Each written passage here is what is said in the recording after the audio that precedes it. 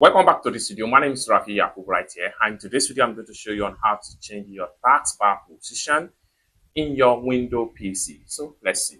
But before we dive into the tutorial, if you find this tutorial useful and you are foreign new to this channel, remember click on that subscribe, turn on the notification bell for more useful tutorial like this. So with that being said, let's get started. All right, so the first thing you want to do, by default, as you can see right here, my taskbar position was in the bottom right here, bottom center.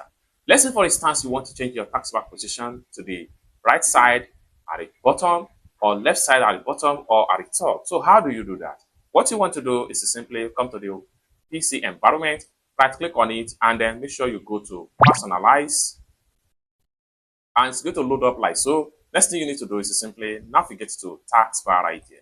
Taskbar, and it's open up like so. Next thing you need to do is to simply scroll down all the way down where you have taskbar location on screen.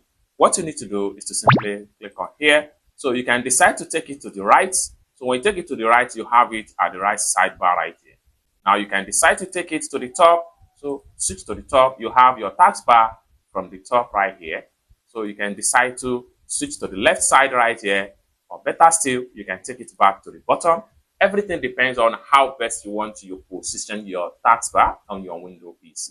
I hope you really got value for this video. If you find this video useful, give this video a big like, and also remember to subscribe to the channel, turn on the notification bell for more useful tutorials like this.